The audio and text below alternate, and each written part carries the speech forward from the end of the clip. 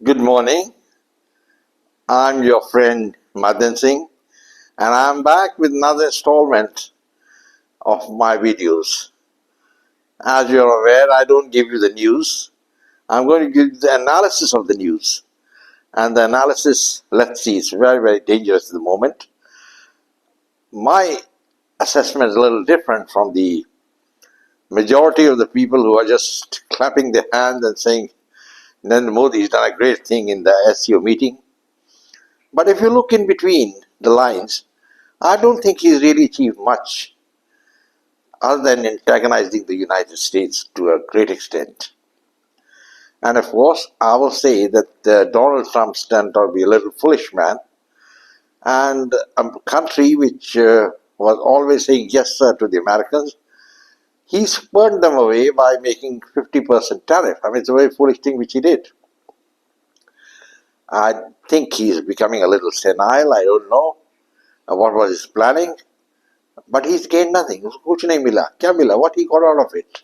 The 50% tariff which he imposed on India. At the same time, what did the Indians get by trying to go into the arms of the Chinese? क्या मिला Indians को? Nothing. और India and China cannot be friends. मैंने पहले भी video बनाए हैं, and I reiterate that जब तक border solution नहीं होता, and border solution जो होगा can only be on the Chinese terms. India के कोई टर्म्स नहीं है, because India doesn't have the military power और the economic power to match China. और जब दो ऐसे एडवर्सरीज मिलते हैं, it is the stronger side which has the say. And the last war which India and China had was in 62, which was a massive defeat for the Indian army.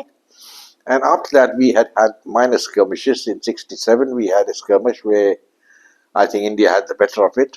And then we had the famous Galwan clash, where 20 Indian soldiers, including a colonel, died. Though no weapons were used in that clash, that is the fire weapons, but certain clubs and steel rods were used, which the Chinese brought with them, and the Indians were again left gaping.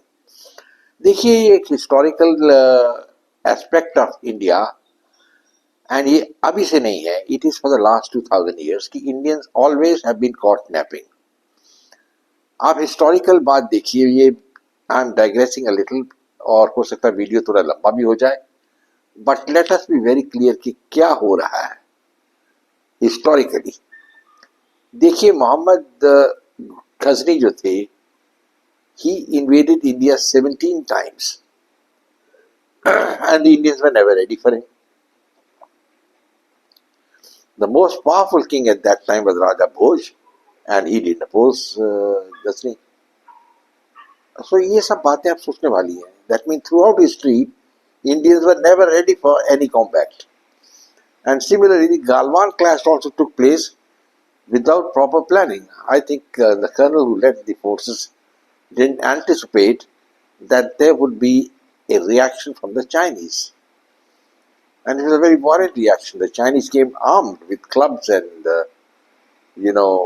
barbed wire around the wooden clubs. And they killed 20 people. They lost about 4 of their own men, or maybe 5, we don't know.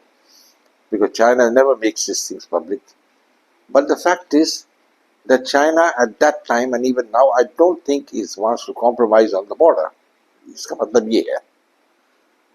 So जब China and India के ऊपर 50% tariff लगाए, and the Americans made it clear that they didn't like Modi. ये एक assessment of history है. India should have gone about in a better manner. And why in 2020 clash were the Indians not prepared for a battle with the Chinese? You see, always thinking कि Hindi Chini bhai bhai, everything will be going okay and Pakistan the only enemy, is not the way things go forward. You've got to be proactive. अगर जैसे गजनी को 17 बार आया, they couldn't oppose him. Similarly, the Indian patrol went in for the night patrol. I think I don't remember if it was night or day, and they were attacked by the Chinese. One colonel was killed. 20 other ranks lost their life.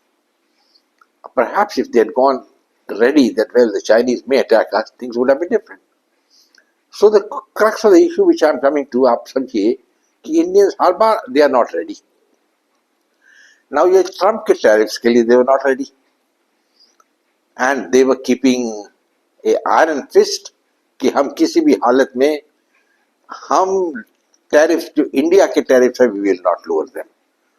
And without lowering the tariffs, how India is going to proceed forward? कैसे जाएगी? You want the Americans to reduce the tariffs, and you don't want to reduce your own tariffs. Why?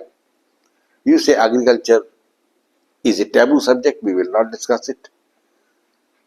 तो इसके कारण ये है, आप देखिए कि India has not progressed forward. People are talking there's a 7.8% or something 8% increase in the growth rate, and India is doing very well, and a lot of people are saying it's a wonderful job and all that. But 8% in a population of 1.4 billion, इसका क्या मतलब रहता है? The lot of the man, my driver, the lot of my maid servant, my cook, it doesn't improve. They don't know what the 8% is. In fact, my driver told me, sir, मैं news सुनता हूँ कि 8% economy मिल रही है, अब हम मुझे भी कुछ पैसे मिलेंगे. So I had a good laugh. I said, ये तो पेपर एक्शन है, and it's a fact. India's got an economy at about 4 trillion. I think it's not touched 4 trillion. And it is way below for what a country of 1.4 billion needs. अब देखिए, India is the most populous country in the world, and its economy of 4 trillion basically based on population is nothing to be very happy about कि हमने बहुत कर लिया जी. Basically, you have to solve the problem of 20% Indians who are poor, गरीब, जिनके लिए खाने के लिए नहीं है. And I repeat, जो मैंने अपने videos में किया है, and there are a lot of Modi Bhagats and all these people here, and I am also Modi Bhagat actually, that's the fact of it. But I like to see things in a proper perspective, in the reality. और reality ये है कि India ने progress नहीं किया है जिस तरीके से करना चाहिए था. Always comparisons, they say in English, are odious. But we have to compare with China, why not? 81, 82 तक China and India's economy were growing at about the same rate. Suddenly, Deng became the chairman of the Communist Party in China, and he opened China to foreign investment. A lot of restrictions were removed on foreigners, foreign companies, and there was a massive inflow of capital and direct investment in dollars from America and other places into China. So net result of all this was that China began to move forward, and they did what is called a generation leap. You see, in one generation, that is, they converted themselves from a poor country to an affluent country.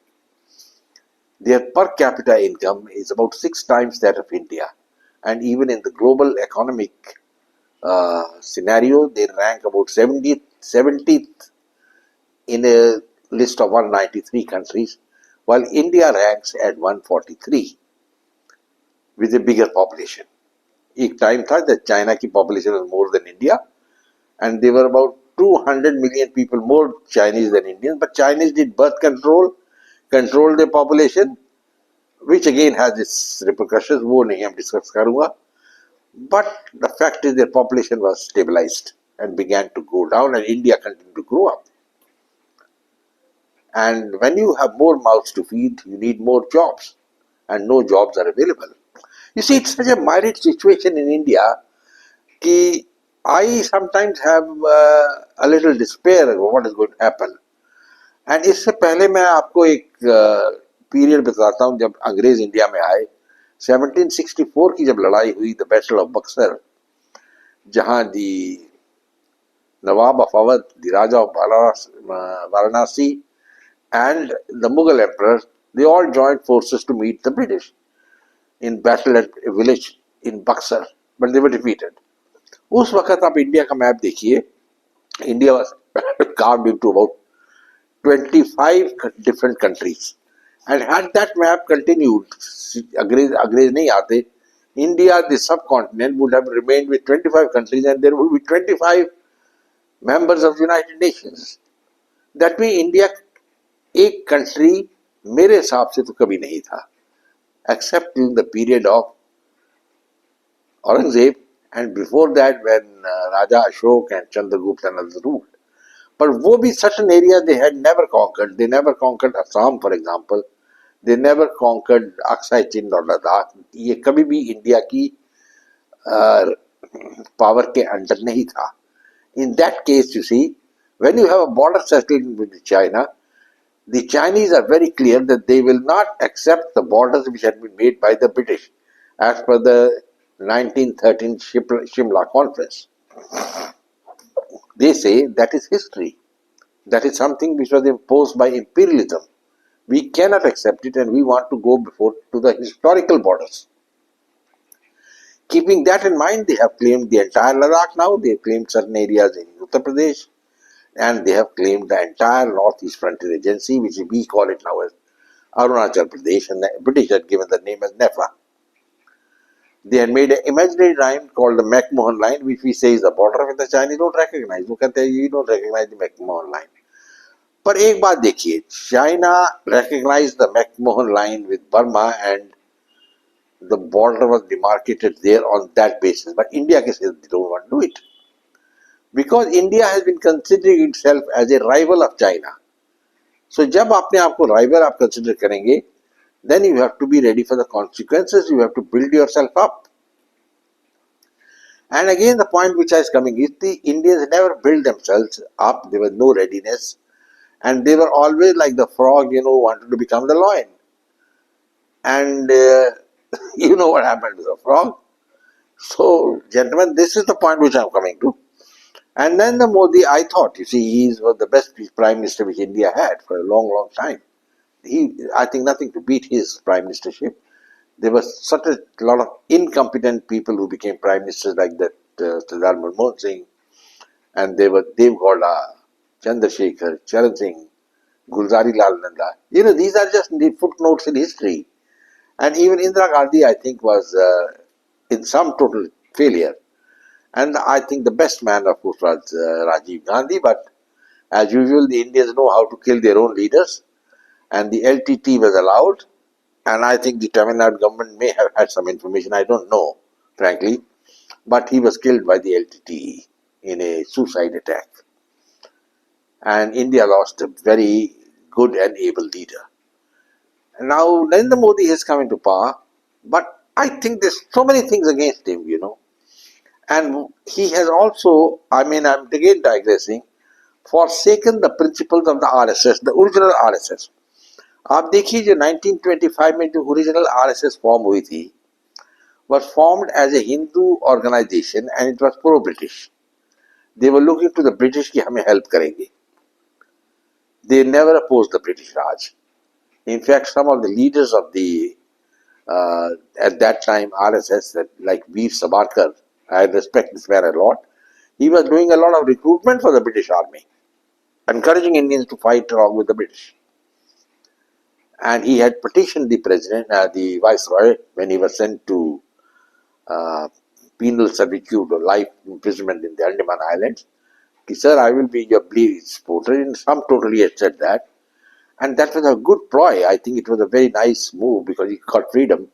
And then he couldn't go against what he had promised the British government.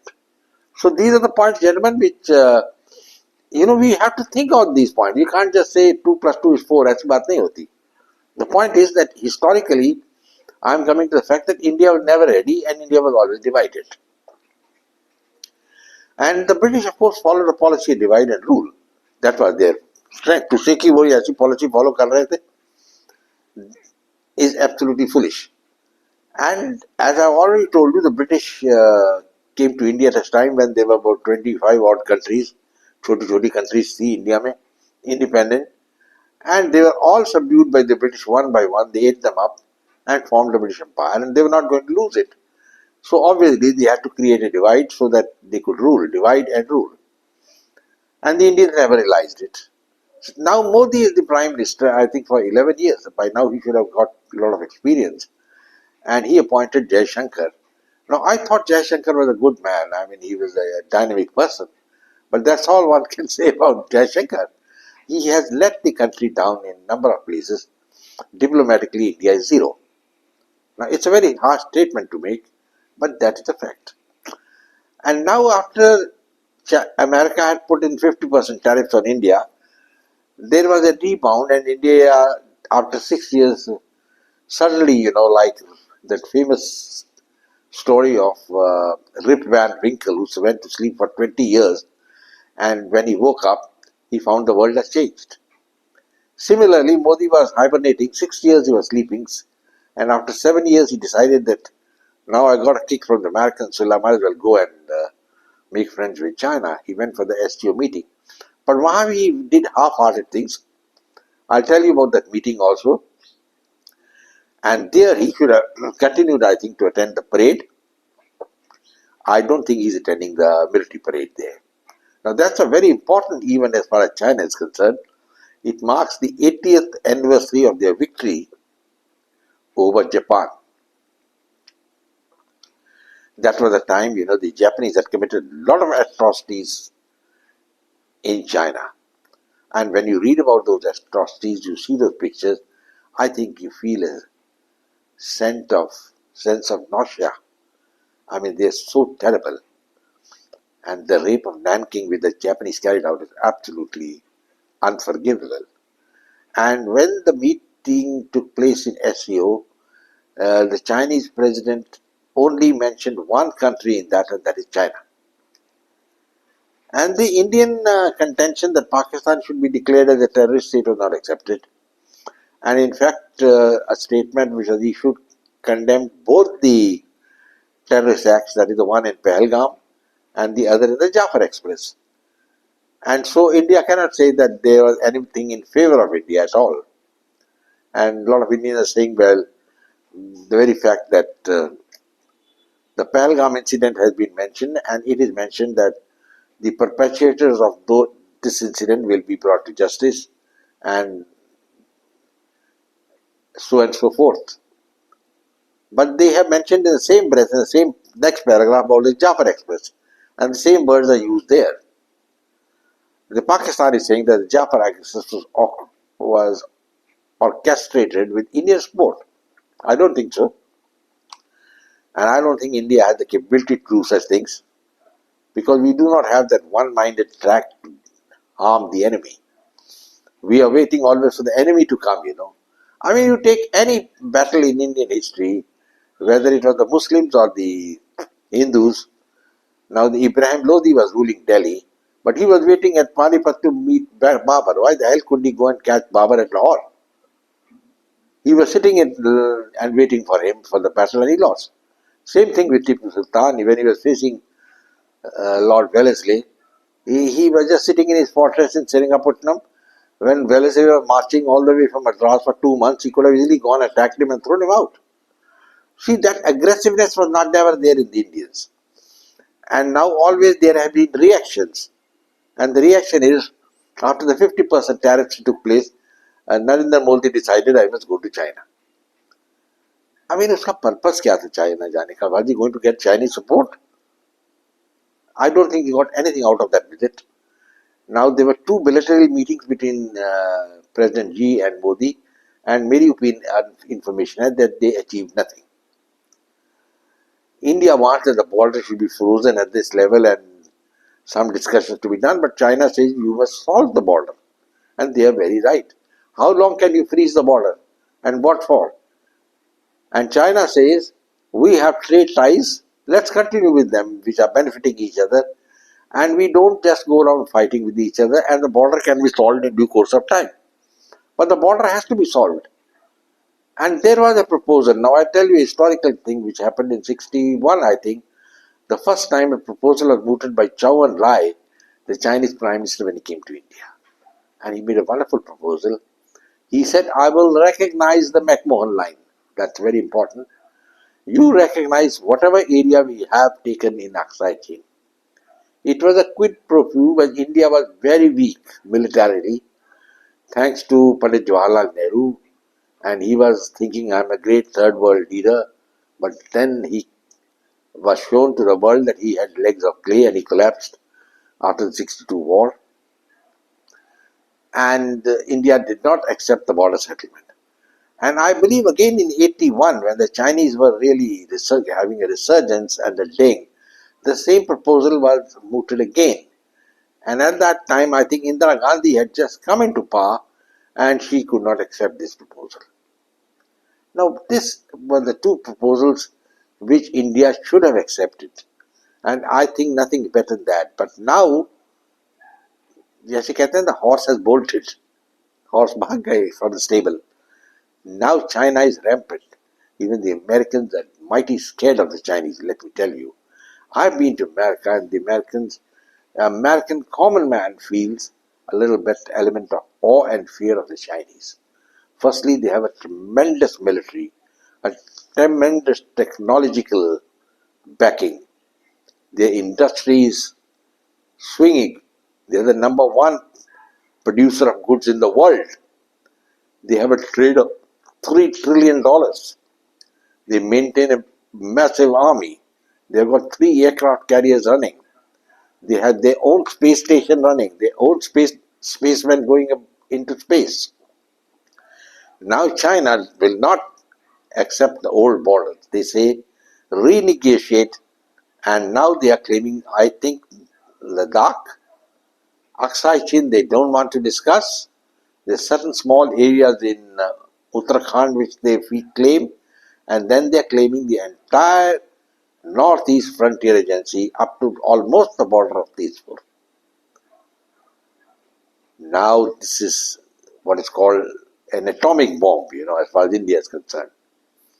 You had wonderful proposals coming in. You said no at that time, and now you didn't build up your power, your economic power, your military power, your technology. You didn't build up your technology.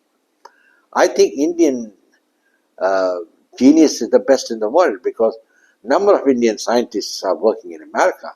And you know about Dr. Chandrasekhar, who has his satellite named after him, and he won the Nobel Prize for Physics, and he was working in America. A lot of Indian scientists are working in NASA. When I had taken over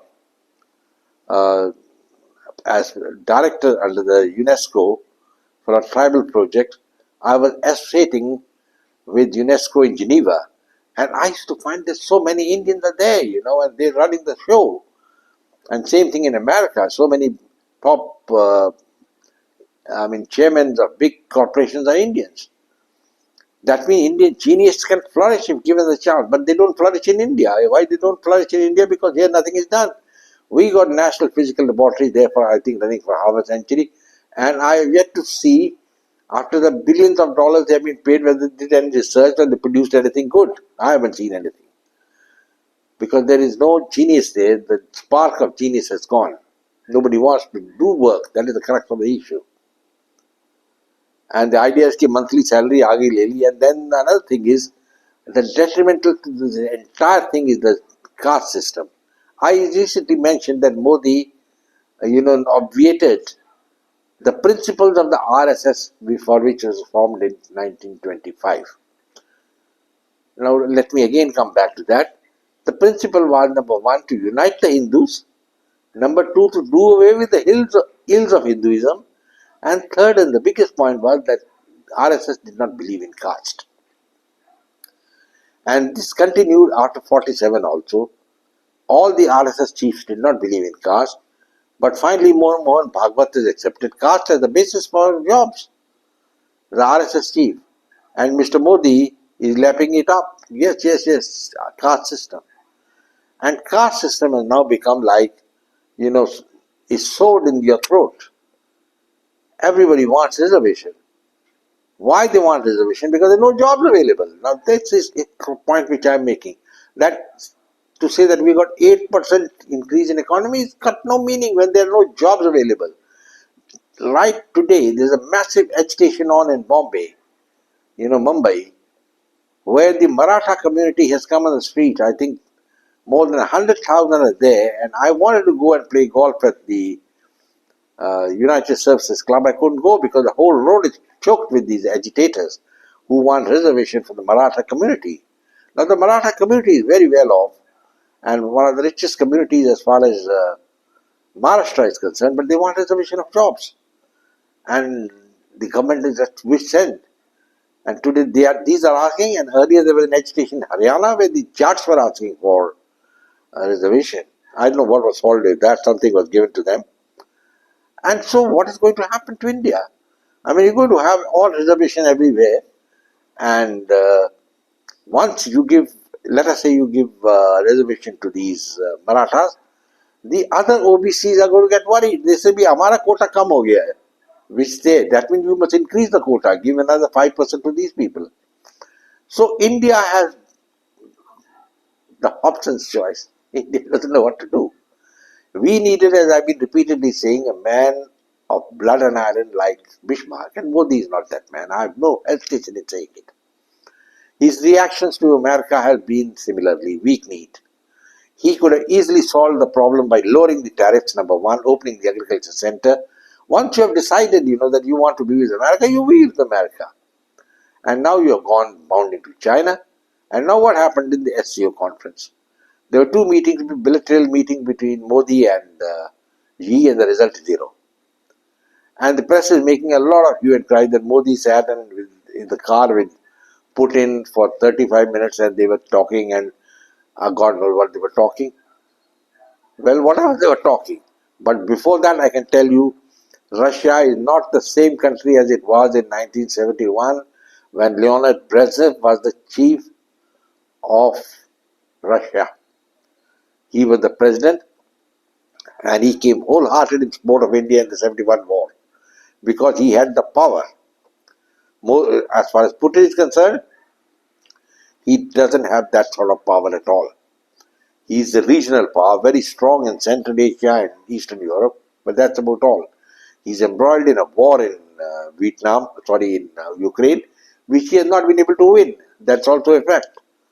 A country as big as Bangladesh, which the Indian army overran in 13 days under General Jagjit Singh Arora, and he didn't get the credit for it. The plan was, of course, made by a Jew. I think it was, I'm forgetting his name, General. He was a Jew of the Indian Army. He retired as a Lieutenant General and died in India. And his name features in the Hall of Fame in Israel. That is there. I think it's Jacob, Lieutenant General Jacob. He was a man. And we couldn't achieve anything after that.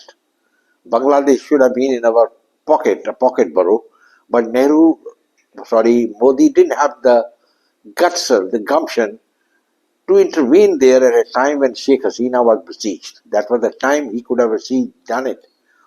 If probably Rajiv Gandhi was there or Indira Gandhi was there, they would have done it. They would have intervened there. But Modi, as usual, was sitting on his haunches, waiting for Americans to take answer that Donald Trump action lega, or Donald Trump ने ऐसा action लिया that he's given a knockout blow to India, and India doesn't know what the hell is happening. India is bewildered, and that was shown in the meeting which took place in the SCO. Modi talked about terrorism, but he didn't mention Pakistan. If he had the courage, he would have mentioned Pakistan, the country, and we would have then come to know how many countries really backed India in the 28 country nation group which is there. You would have found that nobody would have backed India. Even, the Pahalgam repercussion, and I also know that Pakistan engineered it, there's no doubt about it, but you have to bring the evidence to the world.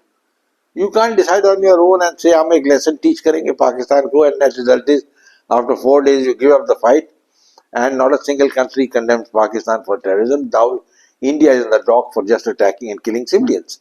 See, there's no doubt about it. I think the Indian press is not really concerned that when they attacked the terrorist camp, there were a lot of civilians staying there with families, and they were also killed.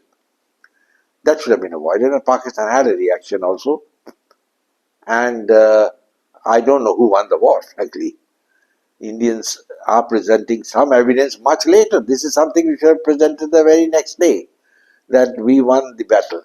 You won, but then you didn't achieve the political aim. And if you don't achieve the political aim, it means you have not won.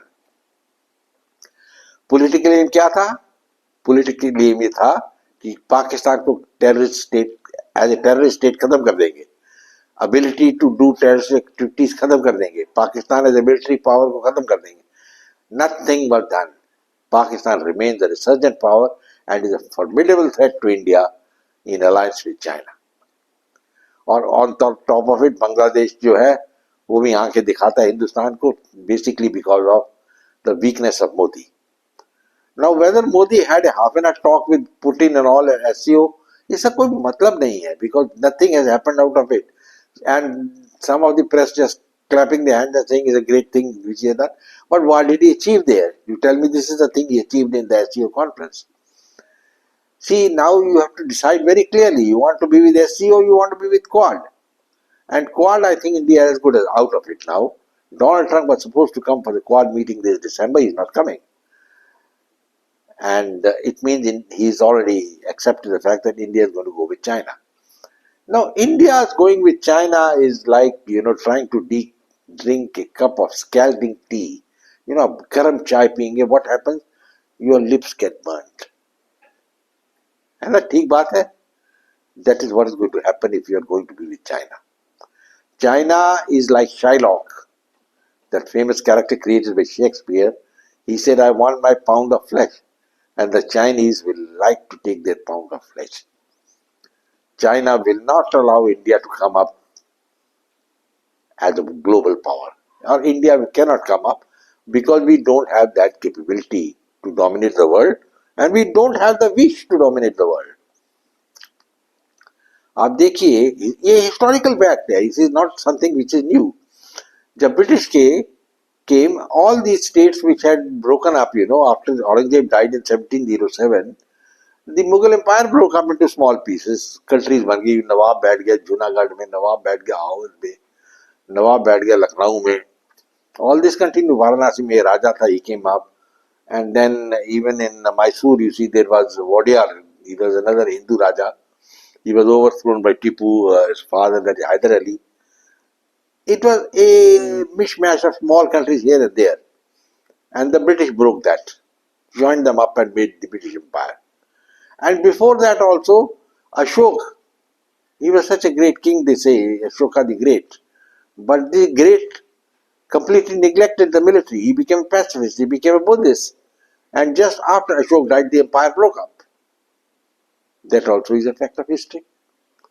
So, India was not having the leaders who would dominate the world, who wanted to be conquerors, like say Alexander the Great or Genghis Khan.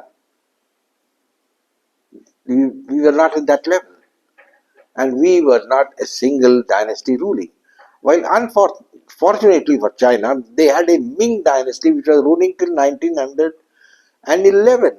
They were ruling for almost 400 years. And that is why the Chinese say we were not ruled, we were independent. And उस period में आप देखिए, just before the Western powers came to China, China जो था was known as the Middle Kingdom, the center of the world. And all the leaders from other countries used to go to China. Chinese used to have one enemy, as that was Japan. But somehow they couldn't subdue Japan. And they did try, in that, I think, famous campaign which was launched by the dynasty in China. And a massive Mongol empire fleet was moving towards China. When a divine wind came, that's what the Japanese sent, blew the Chinese fleet away. I mean, this is just mythology or whatever it may be.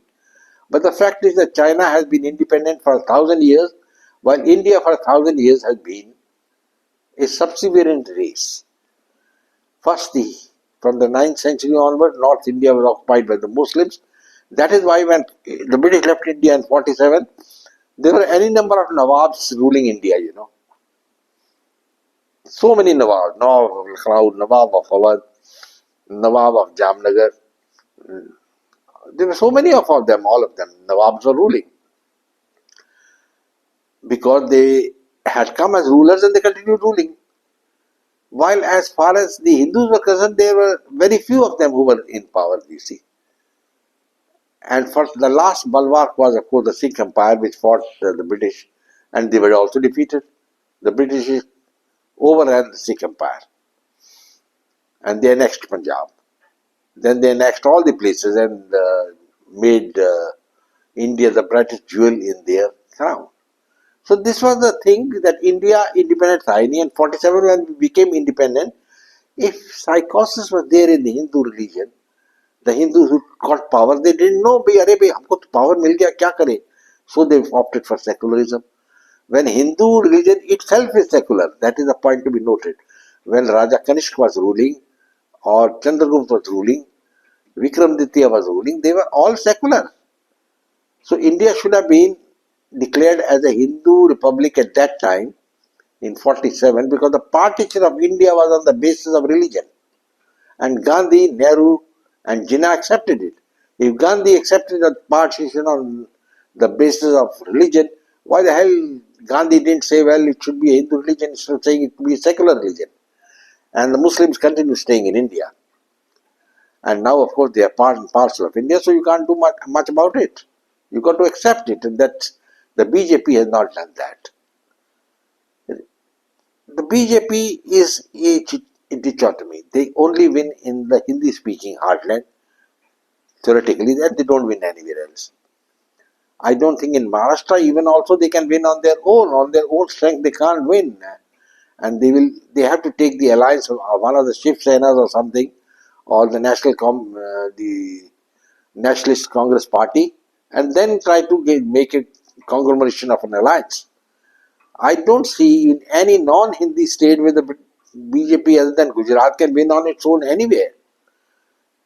They have tried in Bengal, they have failed.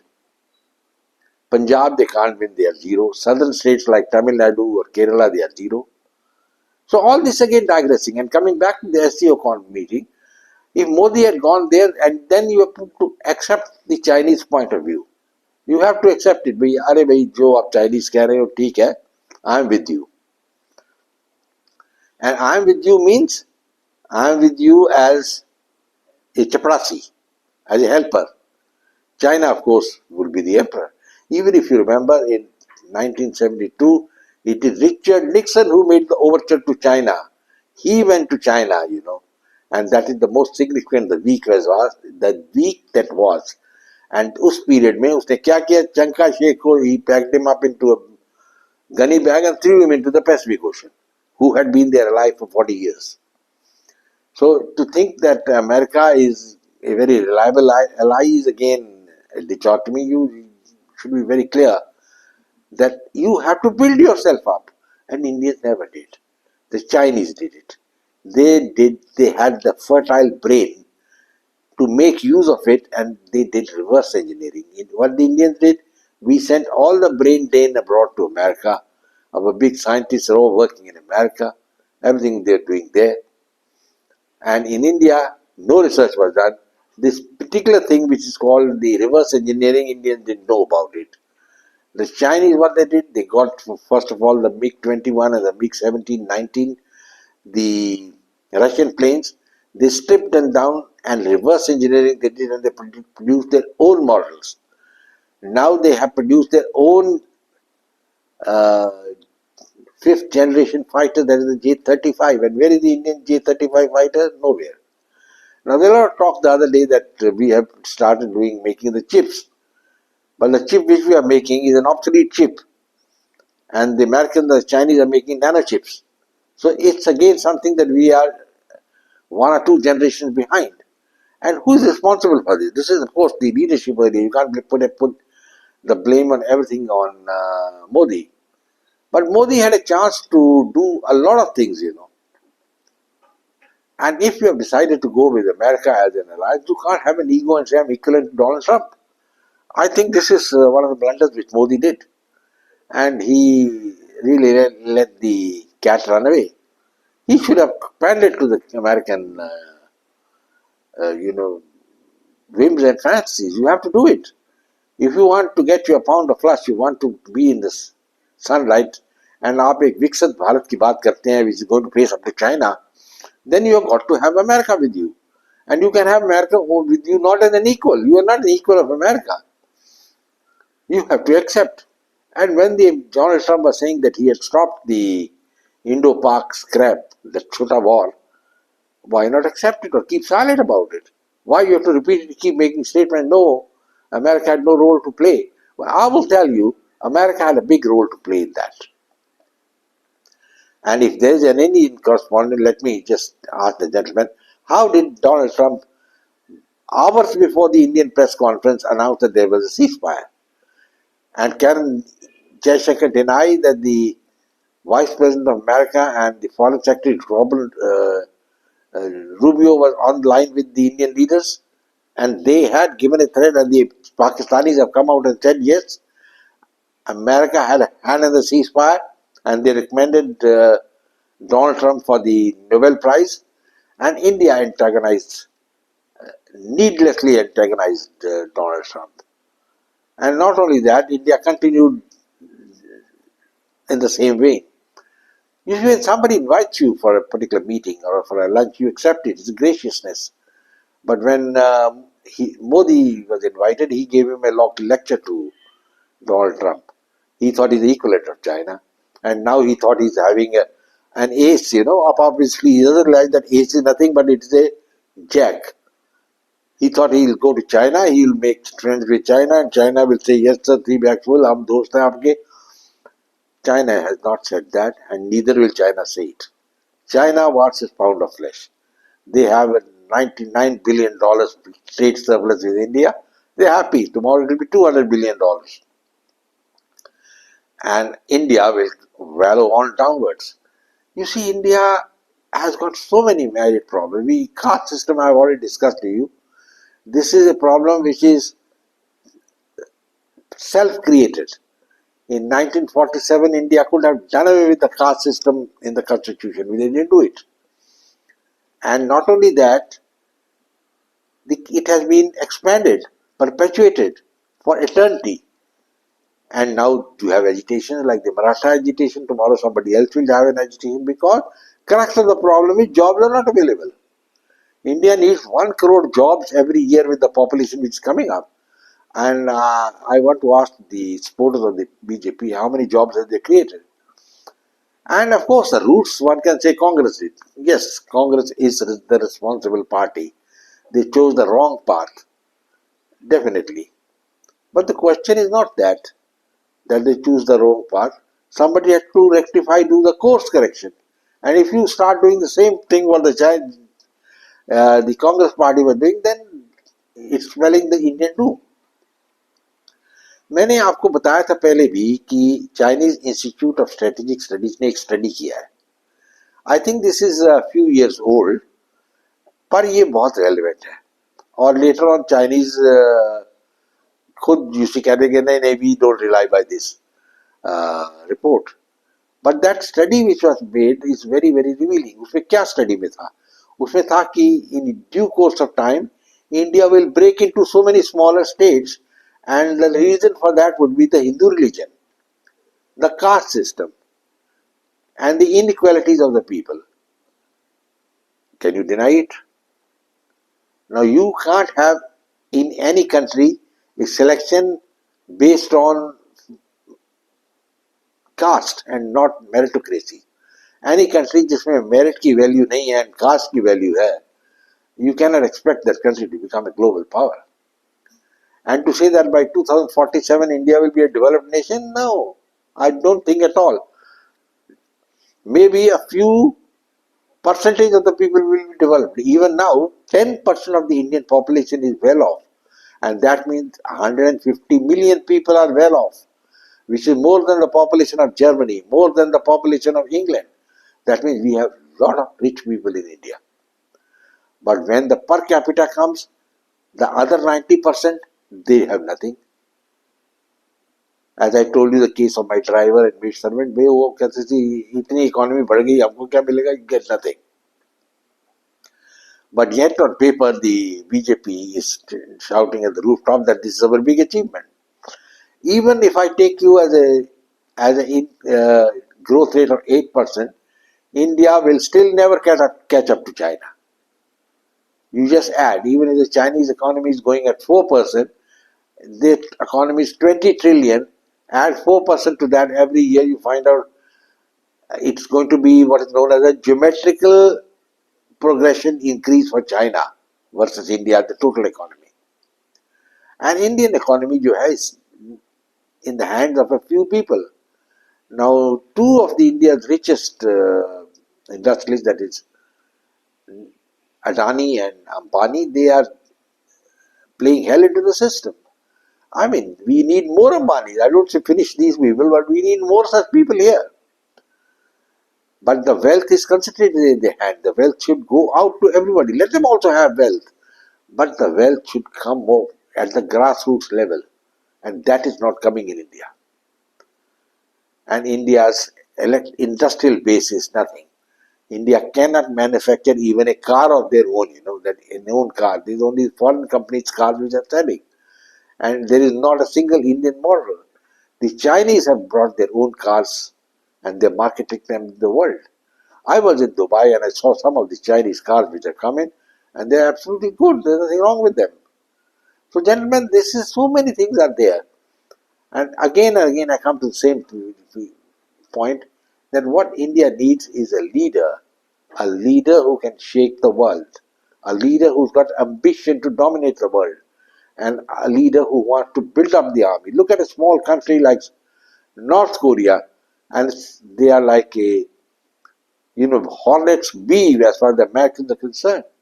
Americans scared of China. China was nothing, 40 years back. And Americans thought that, well, they are going to be our lackey. They broke the Russia-China alliance. But then China and Russia are back as a big monolith alliance. And it will be the fallacy of Nehru to think, of Modi to think that Putin is going to support India against China. Tomorrow, if there is a border scrap, whom is Putin going to support? I mean, ask yourself this question. Putin is dependent on China to a great extent now. China, in fact, is subsidizing the war in Ukraine. And after 3 years of fighting, the Russians have not been able to capture even 30% of the Ukrainian territory.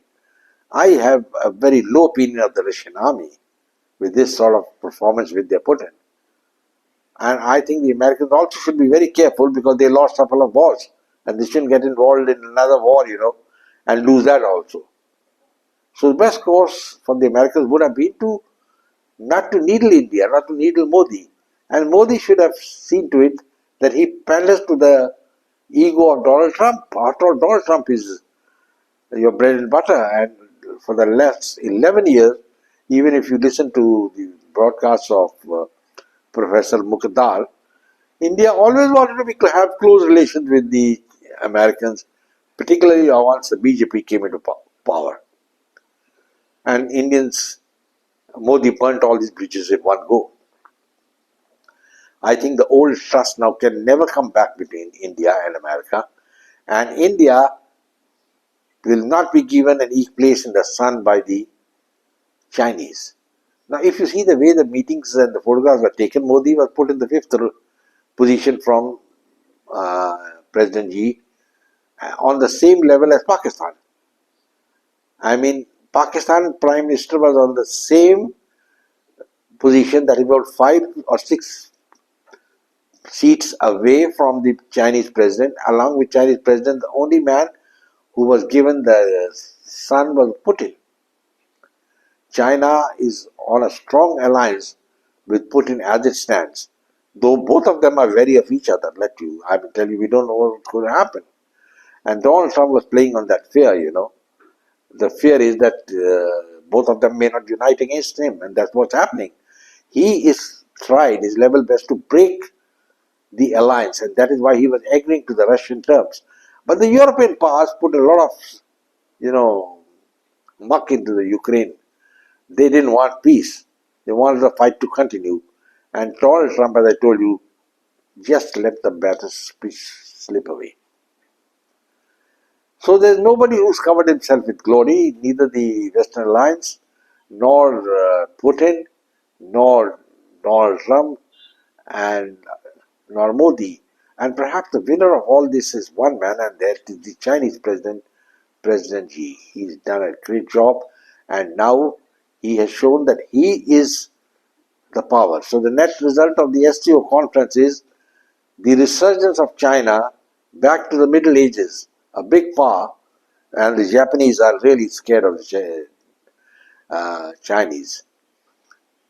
And India did a mistake in going for the SCO meeting. There was no need to go, and there was a need for a reapproachment to Donald Trump. But fact is, Donald Trump has a dislike of Mr. Modi. And when Modi requested for a meeting, when he was going to go to the United Nations General Assembly meeting, Donald Trump reported to ask, why does he want to meet me? I want to meet him. And he didn't give him the meeting. And so now Modi has nothing to do but to cancel the meeting. Now he's not going to go for the UN General Assembly meeting. So solution kya hai? Solution is, if India has to move forward, we may have to remove one of the top leaders. I will not name him. We have to remove this man so that the good of the nation is there. An individual is not more important than the nation, and this man must realize himself. Well, gentlemen, I think I've given a lot of rambling talk, as I call it. I'd like to talk on so many points. I had my fill. I hope you have liked my video. Please share it with your friends. Subscribe to my channel. And I will say goodbye, God bless, and Jai Hind.